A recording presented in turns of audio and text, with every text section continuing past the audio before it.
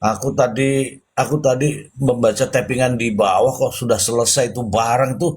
Maksudnya apa tadi? Siapa yang nulis tadi? Oh, Bang Leon ya. Sudah selesai itu barang.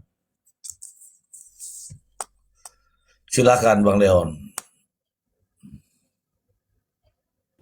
Iya, Mister Z udah selesai itu barang masuknya, udahlah. Kita tinggal tunggu aja sih, itu berapa tahun ya. Tanpa bermaksud mendahului majelis hakim ya. Karena kemarin yang dibacakan penuntut umum pada saat replik itu ternyata udah menjadi kebiasaan gitu loh. Mulai dari Daviena, kemudian Sally Saukia, kemudian Dr. Richard Lee, dan si Dr. Reza Gladys ini kan berarti udah tergambar nih, ada pola nih, pola yang sama. Ya, Serang, minta duit.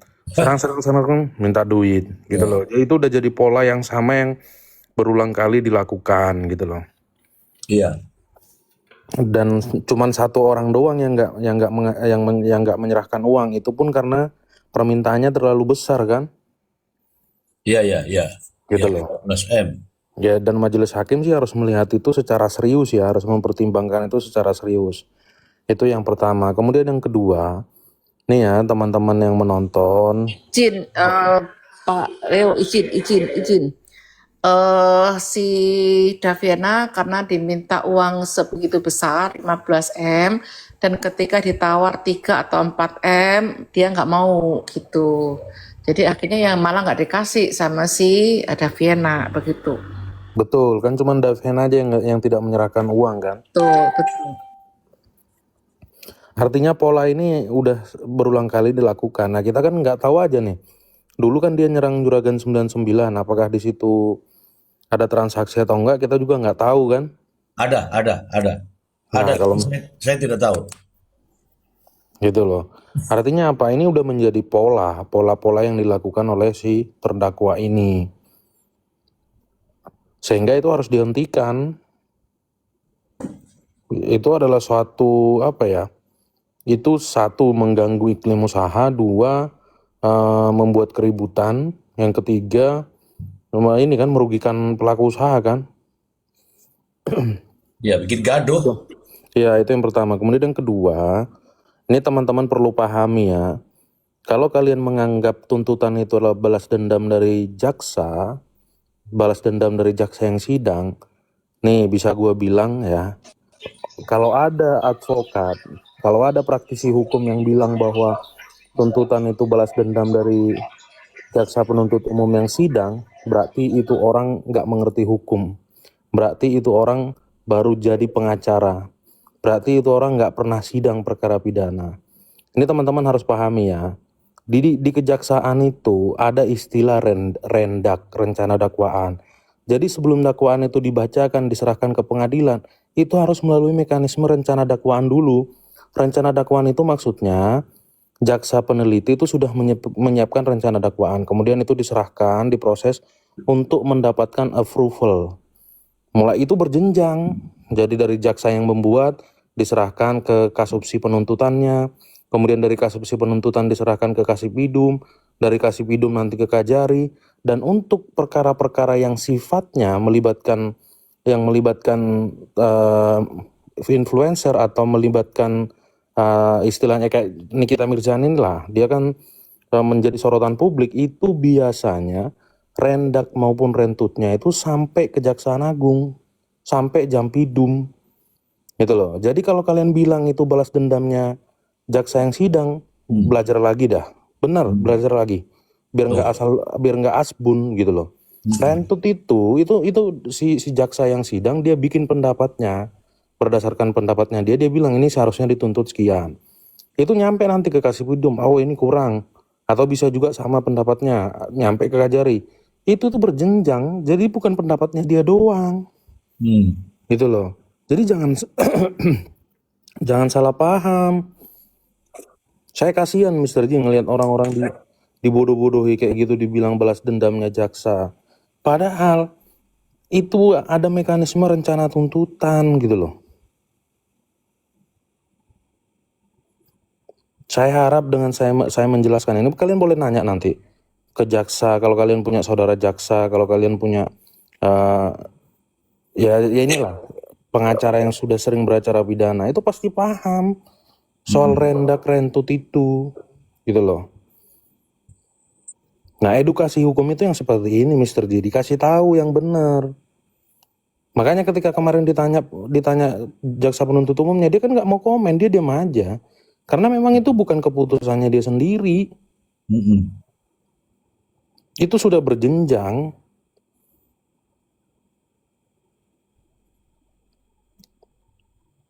Harusnya Yamin tahu lah ini, karena kan katanya saudaranya yang bikin surat edaran jaksa agung surat edaran jaksa agung soal penuntutan itu. Tahu lah harusnya dia bahwa ada rendak rentut gitu loh. Kalau nggak tahu juga berarti kemarin dia asbun itu ngomong saudaranya yang buat surat edaran itu. Itu sementara dari saya, Mr. Z. Edaran apa, Bang Leon? Baik. Surat edaran Mahkamah Agung tentang rencana penuntutan Bu Dr. Janet. Nanti Dr. Janet ya, sebentar ya, ini ada teman kita nih. Itu teman-teman ya, belajarlah dari sumber yang tepat supaya tidak tersesat. Kalau tersesat jadi cingkrat-cingkrat gitu. Oke, selamat malam. Ini ada Bang Nasib Sitorus. Saya mau tanya. Silakan disapa dulu teman-teman Bang Nasib. Ya, selamat malam Mr. G. Selamat malam teman semua yang ada di Komal. Selamat malam Bang Leon. Selamat malam Bang Nasib. Iya. Jadi horas. Jadi Mr. G, sebelum Mr. G tanya, masuk gini yang mau saya sampaikan. Sebenarnya dengan begitu jelasnya dan terangnya argumen JPU dalam replik tersebut, setelah dikomparansi terhadap pledoinya PH dan Nikita Mirzani, tetapi masih ada juga yang berkesimpulan dan memberikan statement NM bebas. Kita dipaksa jadi berpikir, sebenarnya kalau kita tarik berpikir dari pihak mereka, seperti apa sih psikologis mereka? Nah, sehingga mereka tetap bersikap seperti itu. Nah, begitu. Nah, yang pertama saya kira, apakah menjadi pertanyaan, apakah memang hal seperti ini dalam satu perkara sering terjadi seperti ini? Dan apa yang menyebabkan kenapa seperti itu gitu? Jadi kemungkinannya memang kalau berdasarkan pengalaman kita dan pengetahuan, memang PH-nya ada kemungkinannya begini, PH-nya itu memang tidak menguasai materi perkara, yang pertama. Atau yang kedua, kliennya meminta target pembelaannya seperti itu. Jadi mau nggak mau, PH-nya jadi menuruti apa yang menjadi target kliennya. Atau kalau tipe saya itu jelas saya tolak, tinggali saja gitu. Itu yang pertama saya kira. Jadi yang selanjutnya menurut saya Mr. G, kan sudah jelasnya sebenarnya dari semua bukti-bukti, karena langsung per substansi ketika dibantah oleh JPU apa yang menjadi pledoinya, kemudian bukti-buktinya diterangkan, sebenarnya bukan orang hukum pun mudah sekali memahaminya. Iya, mudah sekali memahaminya, dan mesti mudah diputuskan, disimpulkan bahwa memang sudah selesai, seperti yang dibilang Bang Leon tadi, sudah selesai, tinggal nunggu ketok palu. Kalau hanya sebatas itunya caranya membela, yaitu kalau saya lihat, nah dalam hal ini sudah jelas dia ada dua versi kesimpulan dari peristiwa.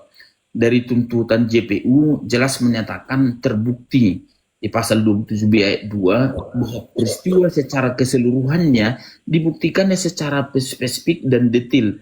Bahkan bukti-bukti petunjuknya seperti yang diterangkan oleh teman-teman tadi, yaitu peristiwa Dapiena, peristiwa Dr. Richard kalau nggak salah, itu memang meyakinkan hakim bahwa tipikalnya tersangka ini bukan peristiwa yang kebetulan ini, tapi itu sudah peristiwa yang memang melanjutkan saja di kejadian yang lain.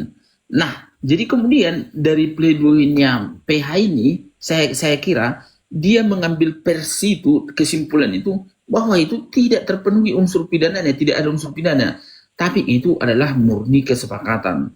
Nah, Ya, tapi mereka mengambil kesimpulan itu membatasi dan memberikan pandangan yuridis bukan berdasarkan konstruksi peristiwa secara lengkap atau secara keseluruhan, tetapi mereka memotong-motong peristiwa setiap segmen, lalu mereka memberikan kesimpulan dan hal-hal yang dan menurut kesimpulan itu adalah kesepakatan mereka cocokkan dengan peristiwanya. Jadi ini sebenarnya hanya dua pandangan, tetapi objek yang dinilainya berbeda. Nah, kalau sebenarnya kan di dalam pembelaan itu harusnya yang justru diberikan pembelaan itu adalah terkait dengan substansi dakwaan, substansi JPU, apa yang dipermasalahkan, unsurnya itu. Kan mereka tidak seperti itu. Nah, ini sebenarnya yang membuat kita semakin yakin bahwa memang majelis hakim tidak akan bimbang dan punya keyakinan yang teguh. Sekiranya ditanya pun apa keyakinannya berdasarkan teori sehingga diputuskannya, contohnya seperti yang dibilang Bang Leon tadi, tidak mendahului bersalah. Nah, saya kira majelis hakim tidak akan sulit untuk memberikan penjelasan-penjelasan dan teori-teori terkait keyakinannya. Lanjut, Mr. Zin. oke. Ini saya belum tanya nih. Ini sudah dijelaskan. Pertanyaan saya begini, Bang Nasib. Ketika dalam replik kemarin, jaksa penuntut umum mengatakan bahwa ya ini saya sebut saja, penasihat hukum belajar lagi untuk dapat mengkonstruksikan perkara ini. Kemudian yang kedua, ada juga pledoinya dari terdakwa sendiri mengatakan bahwa seandainya jaksa penuntut umum berpikirnya pakai otak, itu kalimat-kalimat itu barusan saya dengar di dunia persidangan begitu, Bang Nasib. Tanggapan Anda? Ya, baik. Jadi kalau JPU menentil dengan berbicara seperti itu, sebenarnya memberikan replik seperti itu sudah tepat. Maka karena forumnya seperti ini, masih ada harapan, ada kepastian dari argumen yang berbeda. Kalau di dalam Komal ini dari dialektika itu menjawab itu, karena ada di situ majelis hakim ya, masih ada kepastian. Walaupun dengan pasti JPU-nya bilang PH-nya harus belajar, memang karena apa yang didakwa, apa yang dibelanya itu kan berbeda substansinya. Jadi kalau di Komal ini itu tidak akan ada solusinya, tidak akan jumpa itu pembicaranya. Tapi syukurlah ada majelis hakim yang menilainya nanti. Jadi mereka, baik JPU, baik kita sebagai pendengar, sebagai masyarakat, ada harapan bahwa nanti akan dinilai dengan pasti siapa yang benar. Kalau menurut keyakinan kita kan dibandingkan dengan atau terkait dengan bukti-bukti yang disajikan oleh jaksa penuntut umum, nggak perlu kita bingung lagi dan udah pasti bisa kita menilai seperti apa nanti putusannya, seperti yang dibilang Bang Leon tadi. Jadi kemudian lagi kalau terkait dengan otak itu memang makanya saya bilang ini sebenarnya konstruksi pembelaannya ini berasal dari izin Mr. C, yang mengatakan berpikir dengan otak itu bukan jaksanya, tapi sini kita Mirsani ketika membacakan pledoi kan Mr. C. Jaksa umum waktu itu kan nggak ada begitu. Yang ngomong begitu itu si NM waktu membacakan pledoi. Iya betul Bu Janet, memang begitu. Ya, jadi bukan replik dari jaksa Pak Nasib, tetapi si terdakwa ketika membacakan pledoi dia jaksa menuntut 11 tahun itu dikatakan NM cobalah berpikir dengan otak gitu. Ya, baik dokter. Ya, justru itu maksud kita. Setelah dibacanya satu persatu substansi dari pledoi itu terkait dengan pledoinya Nikita Mirzani yang menyebut-nyebut otak jaksa di situ, jaksa kan sudah jelas-jelas menyampaikannya. Itu kan sebenarnya kan sudah sangat subjektif dan itu majelis hakim kan di situ ada sebagai hakim penilai. Udah pasti tidak ada nilainya. Jadi berdasarkan semua, kalau menurut saya disimpulkan ujungnya, berdasarkan semua pledoi, pembelaan yang dilakukan PH, dan apalagi yang dilakukan Nikita Mirzani, itu nggak punya nilai. Bahkan justru menjadi minus ketika mereka menggunakan kata otak dalam hal itu. Maka yang paling maka yang paling mengherankan bagi saya sebenarnya, Kak, kok bisa sampai seperti itu? Kita kan di Medan ini sebagai PH, kita anggaplah dulu lebih profesional karena sumber daya di Jakarta, SDM di Jakarta udah lebih hebat karena kompetisi lebih kuat gitu.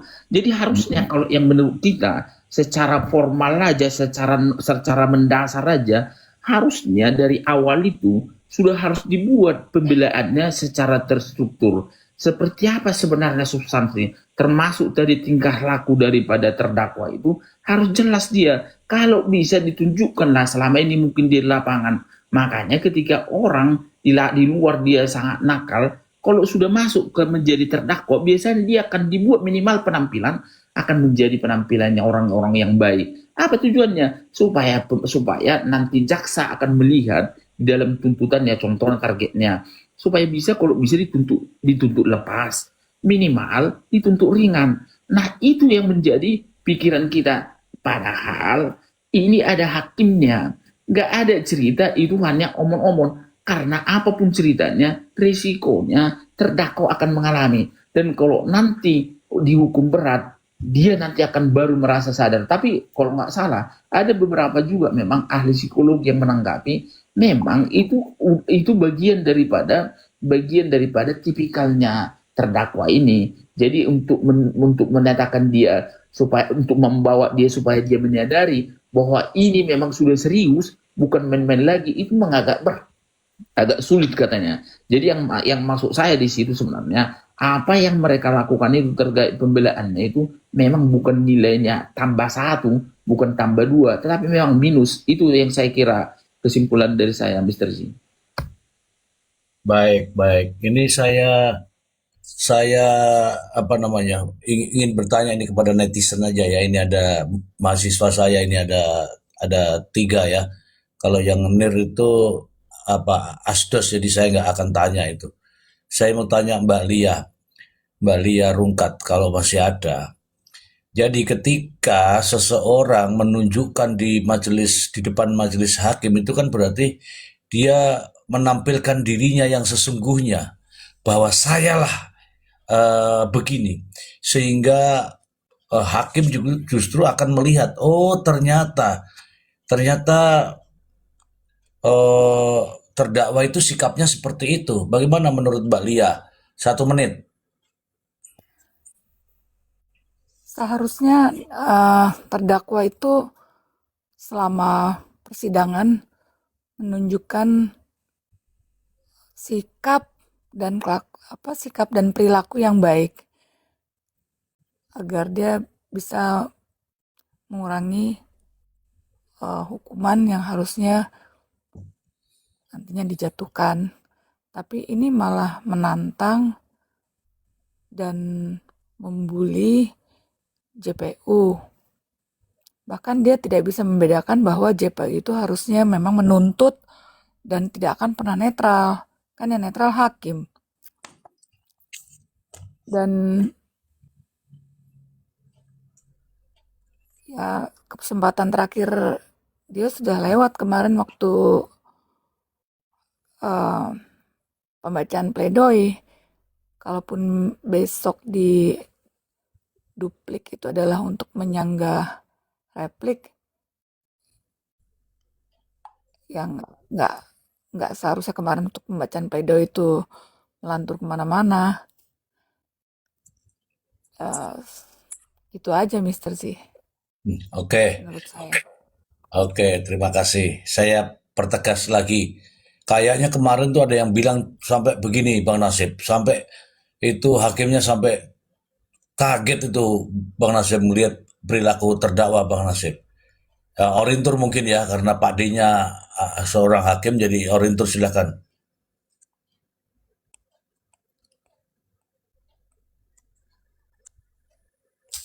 Alah tidur ini orintur.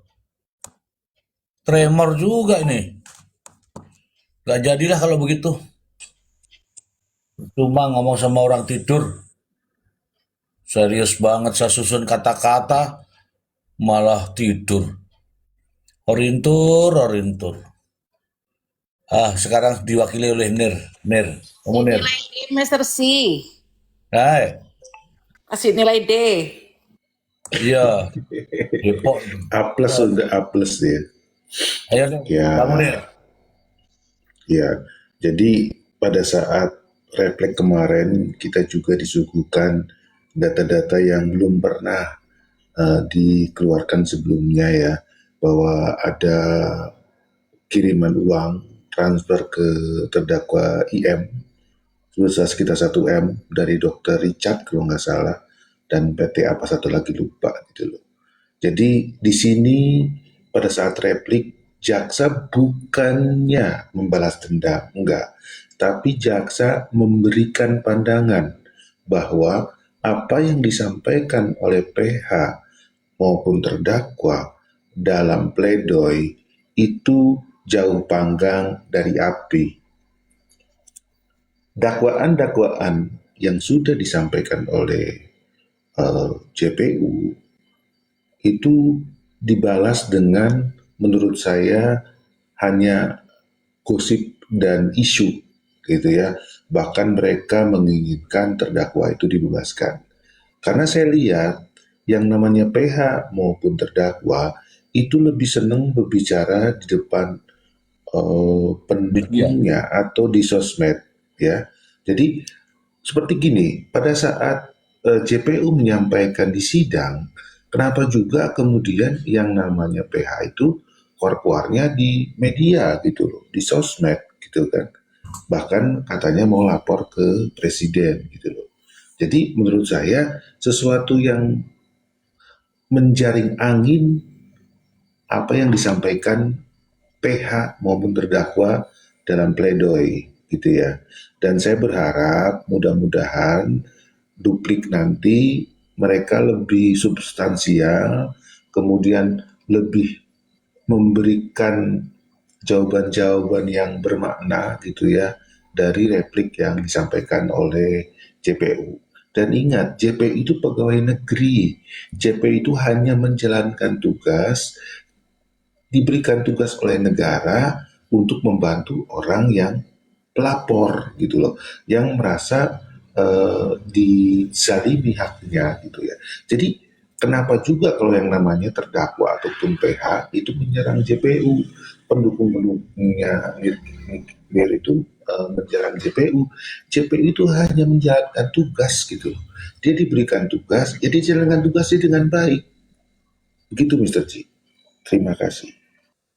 Iya, tapi kan justru nampak kelihatan bahwa sikap, perilaku, karakter, arogansi terdakwa ketika membuat pledoi seperti itu, hingga hakim pun menilai, wah ternyata ngeri juga ini orang gitu, Bang Nir.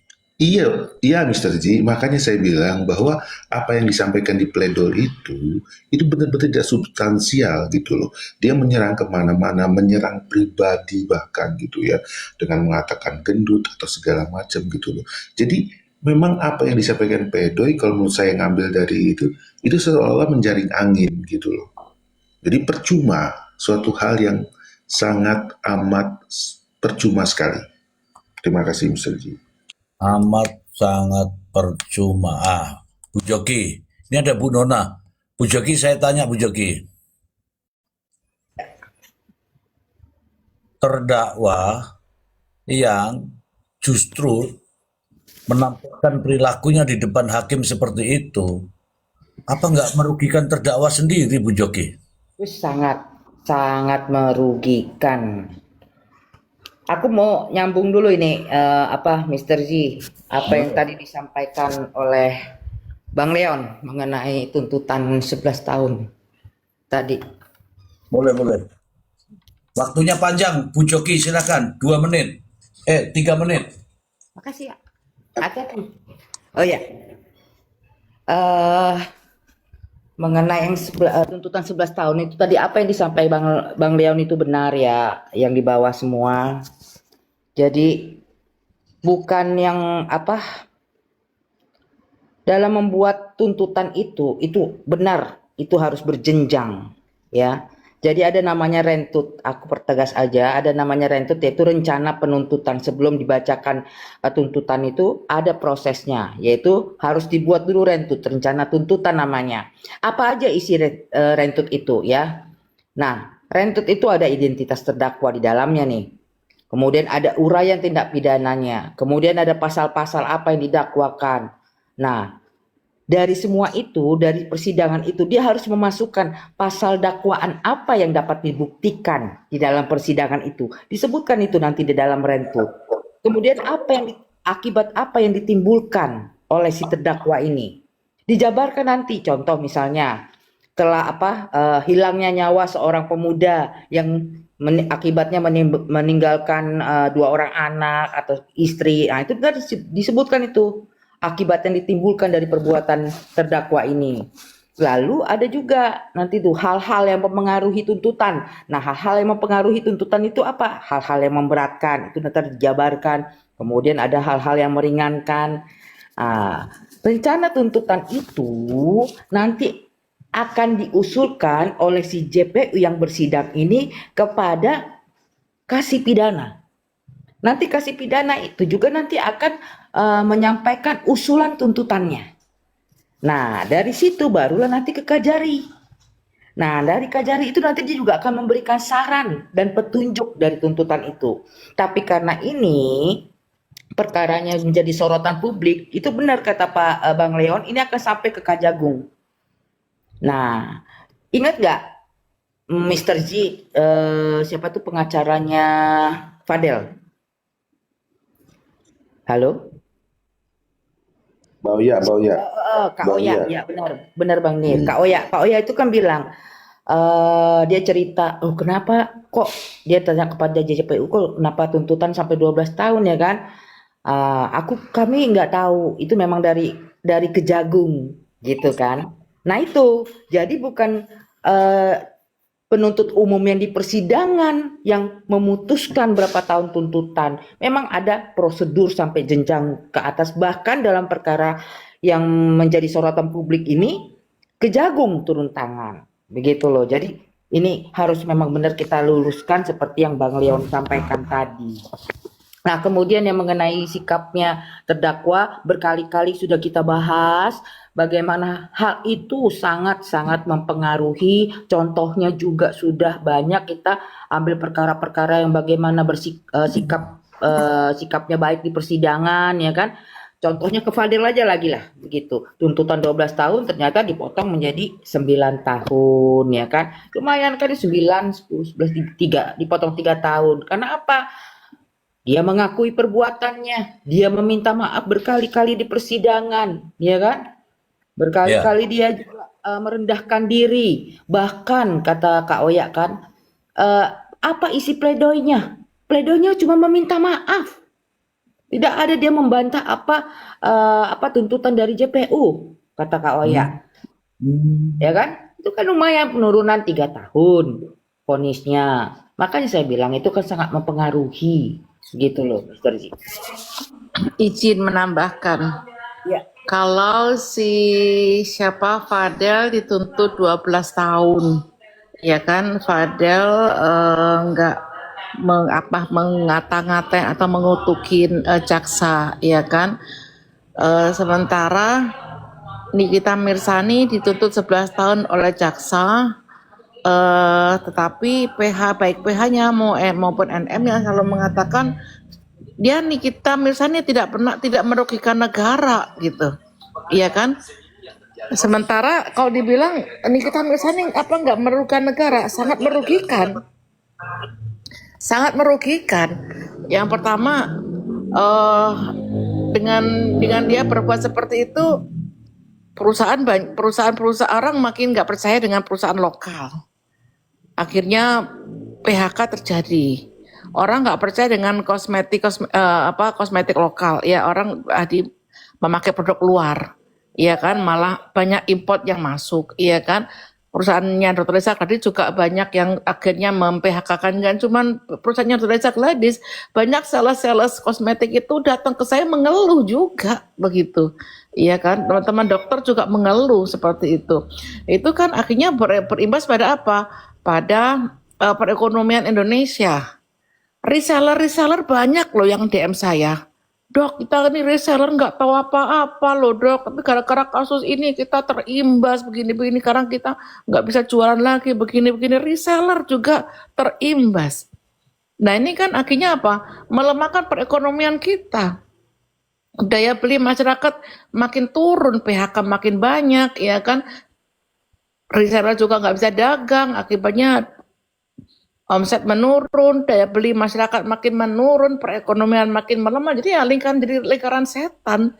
Apa yang dia bilang nggak merugikan negara begitu, sangat merugikan negara. Sementara ya mohon maaf, kasusnya Fadel dengan Loli ini kan suka sama suka, mau sama mau begitu. Dan yang minum obat itu kan si Loli begitu. Jadi ini nggak sama sekali nggak merugikan negara malah, iya kan? Tapi kok dituntut 12 tahun begitu. Itu mungkin sekilas. Jadi kalau PH-nya mengatakan NM nggak merugikan negara itu, atau ternaknya mengatakan NM nggak merugikan negara, sangat merugikan. Bahkan perbuatan dia ini dicontoh oleh anak-anak muda. Akhirnya kalau membuli itu keren ya, membuli itu dielu-elukan ya, membuli itu bisa dapat duit ya, kan begitu akhirnya.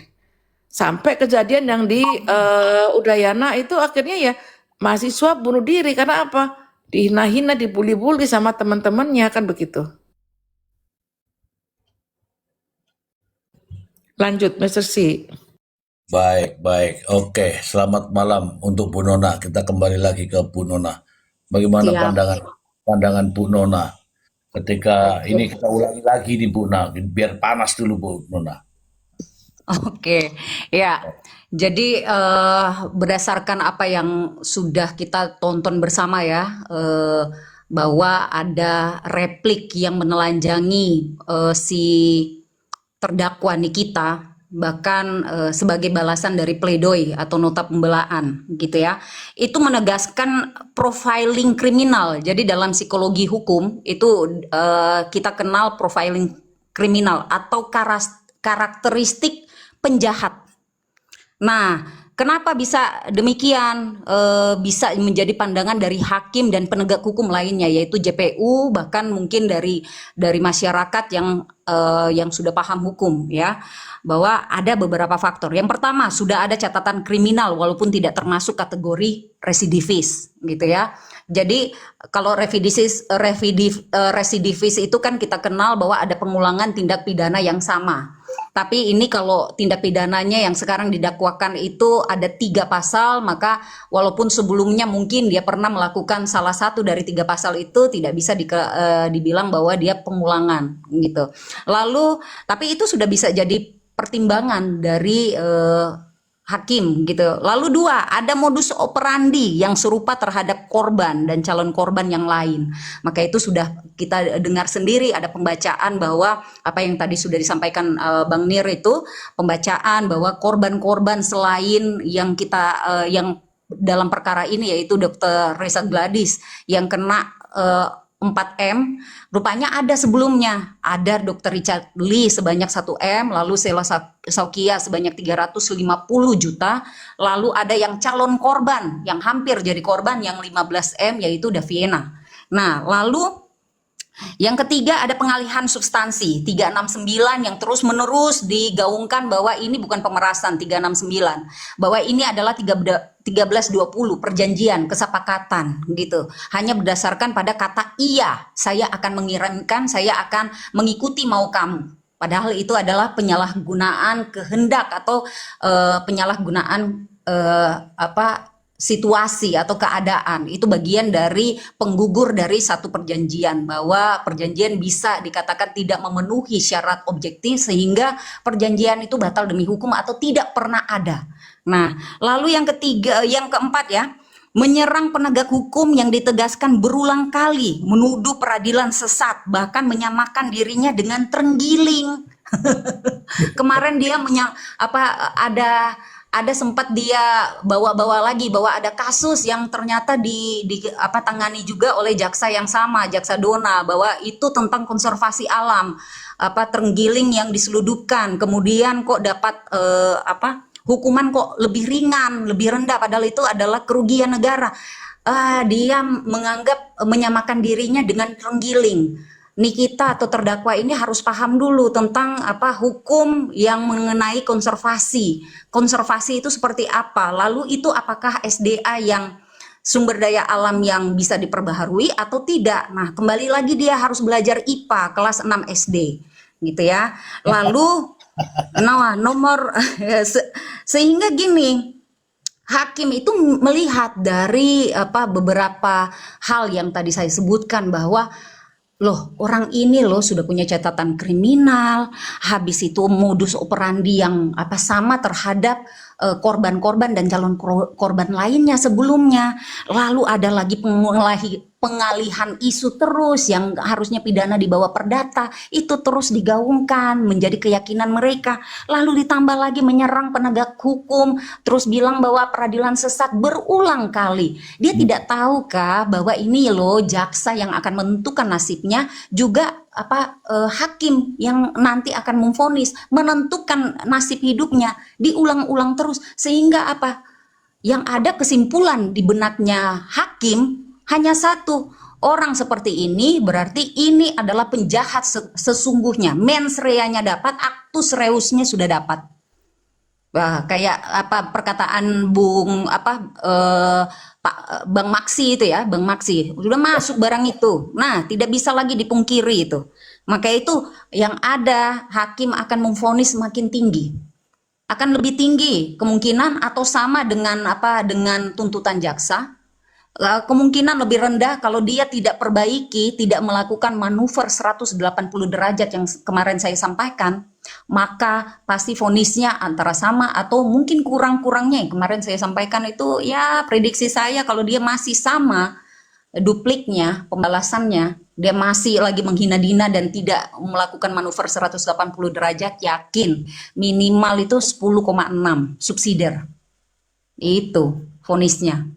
Jadi dia harus melakukan manuver 180 derajat. Sebenarnya saya ada ide, Mr. C, cuma takutnya kalau PH-nya atau Nikitanya nonton kita nanti dijadikan ide bisa lebih ringan nanti. Ada saran-saran untuk bisa lebih ringan itu. Banyak sarannya itu. Saya banyak ide. Bu Nona, ide itu mahal, Bu Nona. Kalau seorang akademisi, praktisi itu ide itu mahal, Bu Nona. Jangan Betul. kecuali ada yang nanya-nanya begitu ya baru kita kasih tahu, Bu Nona. Siap. Berarti kita sepakat aja ya, biarin aja, kasih pelajaran aja ya. Dia tetap aja seperti itu. Semangat nih kita, kamu harus tetap dengan kelakuannya begitu. Iya. Supaya kamu dapat pelajaran kamu. Itu sebenarnya. Aku pernah Mr. Z pegang perkara itu beruang yang dikeringkan itu dituntutnya 1 tahun, divonis 6 bulan loh. Pernah juga, emang rata-rata umumnya nggak jauh-jauh dari situ kok memang vonisnya itu.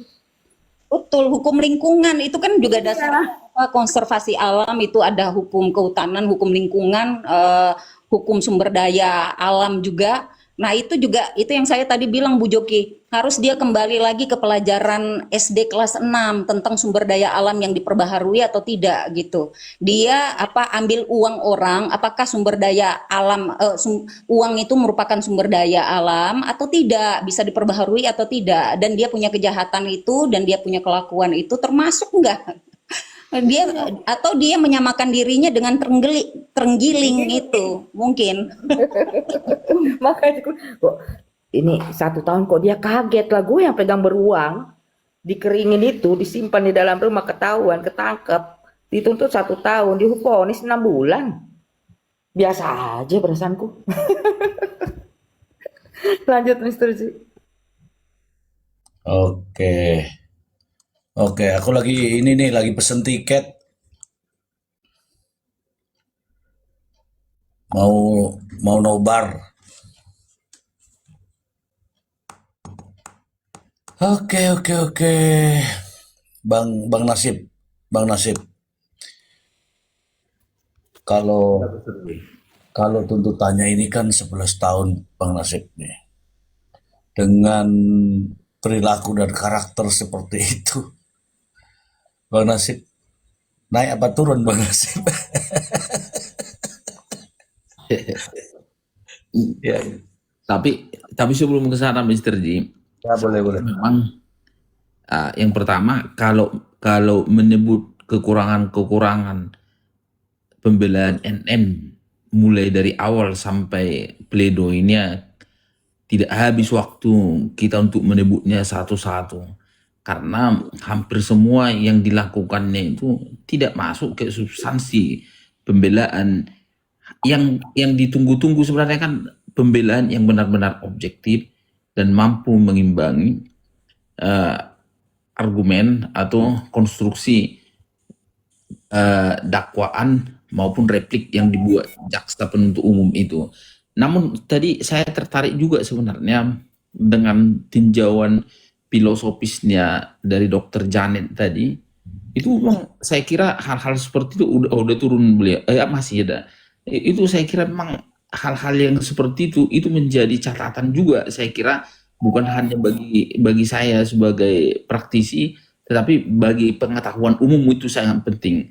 Nah, bagaimana tadi Dokter Janet mengaitkan bahwa perilaku yang dibuat Nikita Mirzani ini walaupun tidak secara langsung ini merupakan adanya kerugian negara.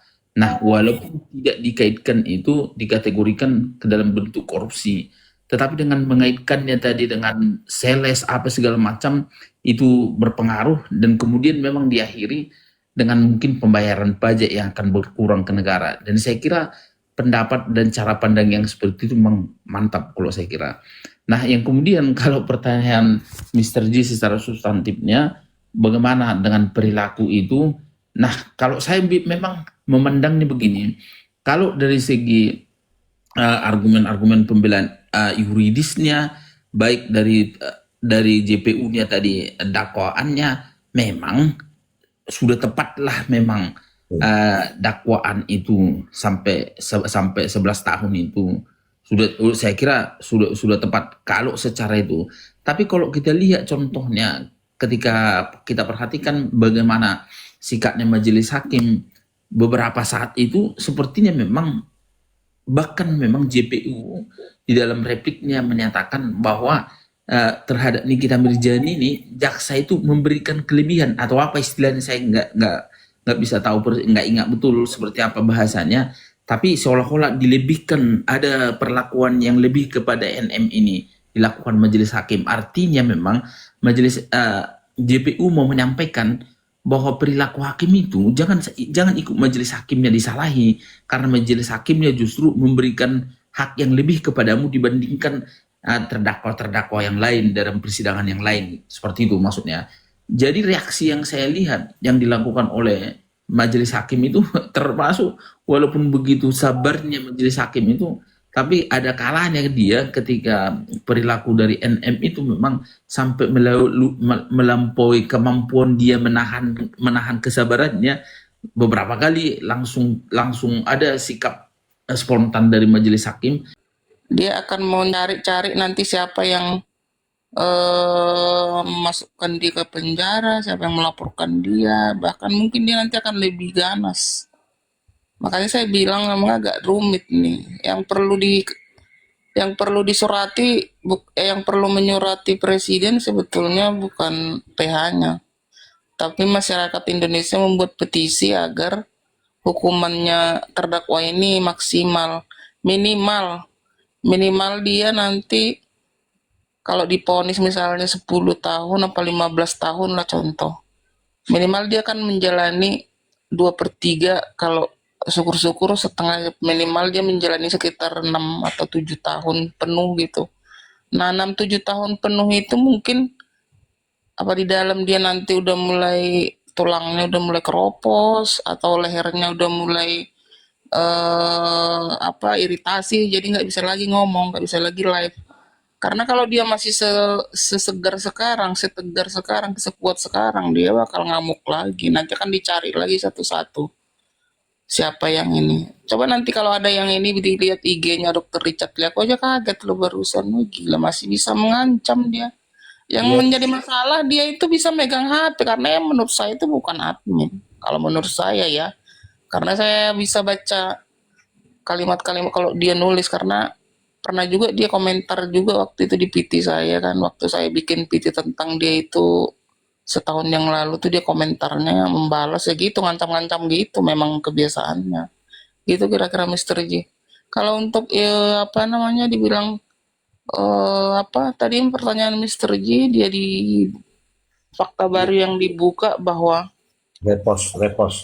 repost itu, dia itu ini kan dia di posisi sekarang ini kan terjepit, dan dia kelihayannya dia itu adalah kalau dia terjepit dia fitnah dan berbohong.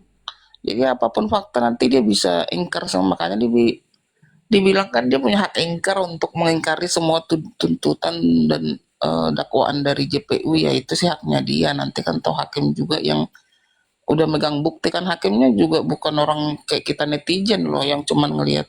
Hakimnya kan sekolah hukum dan bukti yang dipegang hakim kan lebih lengkap. Makanya nanti kan, jadi kalau misalnya dia mau ingkar apapun, mau berbohong apapun, kan hakim sudah memegang ini. Cuman yang saya pengen ini sih, mudah-mudahan nanti hakimnya ini bisa, istilahnya dia membuka beberapa media sosial, istilahnya hakimnya ini untuk menambah ini referensi gitu, untuk menguatkan keyakinan hakim ini sih. Pengennya saya nih kalau ada nih sebagai, oh iya saya Pak D saya hakimnya ya, kayak mana cara ngirimnya ya itu apanya, PT live-nya dia itu kan ada potongan-potongannya tuh, ngirimnya gitu supaya dilihat gitu, memang ini ya itu dia kan gitu dulu untuk meras itu kan dia akan bikin dulu live-nya ngancam-ngancam, menyinggung-nyinggung, menyenggol-nyenggol seseorang, baru nanti setelah seseorang itu nanti takut mulai, nah itulah dicarilah dia, kan begitu. Jadi memang begitu cara dia. Jadi kalau dibilang repost ini segala macam, ya itu modusnya dia kan gitu, nyenggol-nyenggol dulu. Yang saya jadi pertanyaan nih, kenapa Dokter Richard Lee nggak berani dulu ngelaporin dia ya, padahal kan uang udah berpindah juga ya kan. Gimana Dokter Janet? Dokter Janet tahu mungkin begitu Mister. Oke, Dokter Janet, kenapa tuh tidak dilaporkan waktu itu, Dokter Janet? Sebentar Mr. Ji, kebetulan ada dokter Janet nih, sekalian aku mau nanya mengenai NPD itu. Dokter Janet kayaknya pernah senggol-senggol sedikit, nah mana dokter Janet ya? Siap. Ya. Apa tingkah seorang NPD ini benar apa kayak terdakwa ini? Tolong dijelaskan sama aku tuh Dokter Janet, karena aku nggak pernah nemukan seorang terdakwa, apalagi klien yang bersikap seperti ini. Karena biasanya kalau ada yang nggak nurut kliennya, aku nggak mau pegang perkaranya, mundur aku pasti. Emang udah berapa hari ini aku pengen ketemu Dokter Janet atau Dokter Lita Gading, itu pengen tahu apa emang ini pengaruh lingkungan atau emang bawaan karakter seorang NPD gitu loh. Coba Demikian Dokter Janet.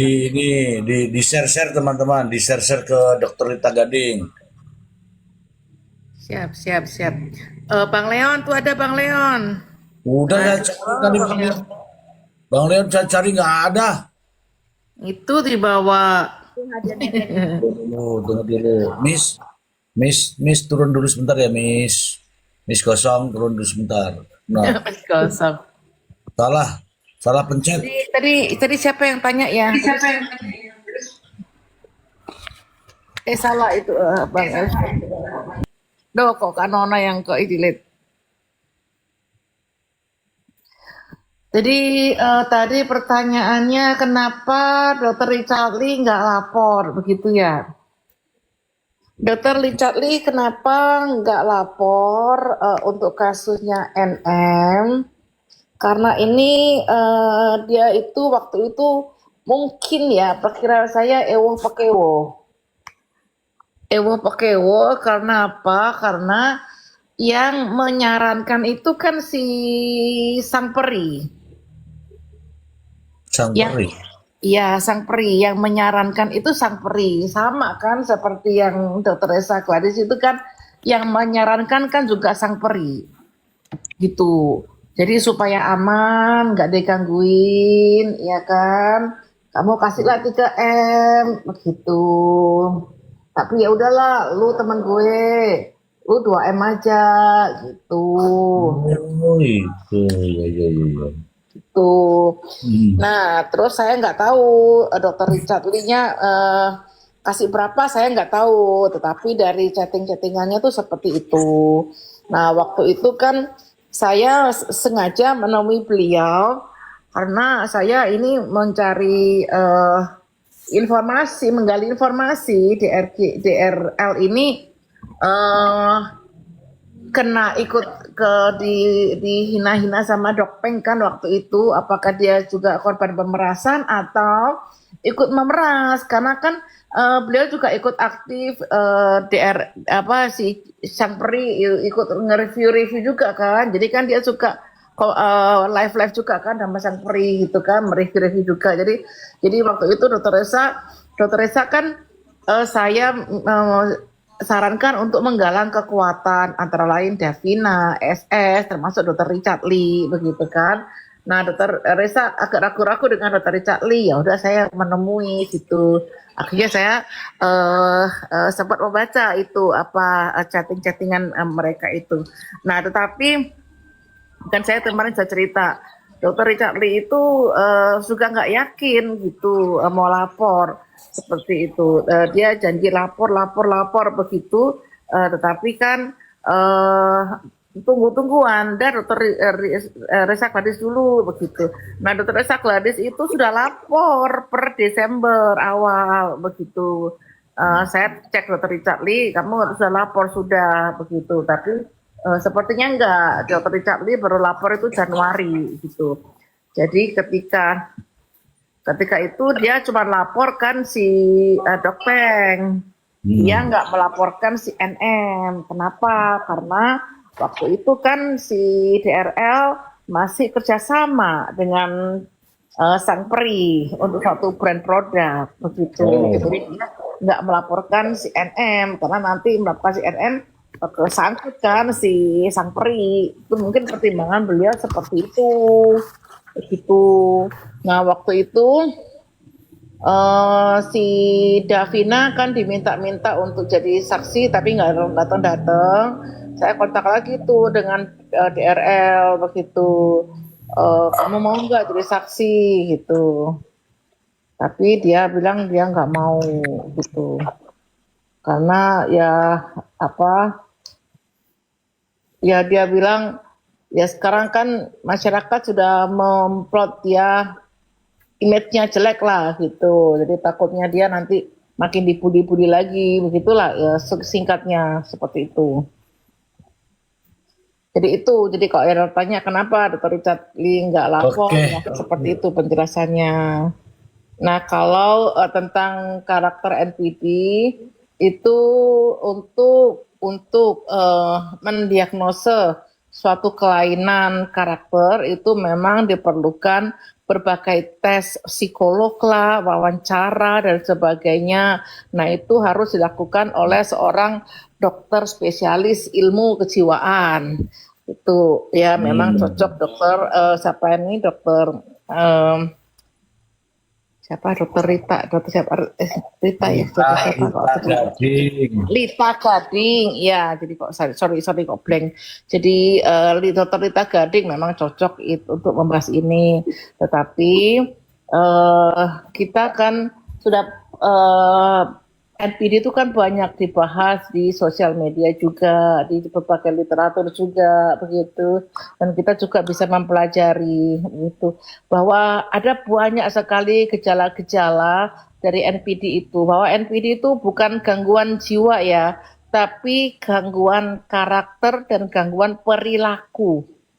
yang apabila diterus-teruskan ya bisa aja jadi sakit jiwa, bisa aja begitu. Tapi dia belum masuk gangguan jiwa, baru gangguan karakter dan gangguan perilaku. Yang mana ada beberapa ciri-ciri itu yang kemarin kita sebut dengan Master C itu saya sebut itu 10 sifat atau gejala-gejala yang kita bisa temukan di orang-orang yang punya karakter NPD. Yang mana kalau ada 5 aja gejala itu ditemukan, itu sebenarnya sudah bisa didiagnosa sebagai NPD. Tapi sekali lagi untuk menegakkan diagnosa itu memang harus seorang ahli jiwa begitu. Nah, gejalanya apa? Satu, ya ini sifatnya singkat aja ya, singkat-singkat aja. Satu, sifatnya itu grandios.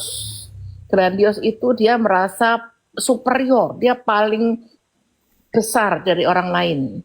Dia paling pinter, dia fantasi paling kaya gitu. Jadi nggak ada orang yang lebih dari dia. Makanya kenapa ada orang yang hebat begitu diserang-serang. MS Glow punya jet pribadi langsung diserang-serang begitu kan. Itu karena sifat apa? Sifat dia iri hati. Iri hati karena dia nggak mau dikalahin oleh orang lain.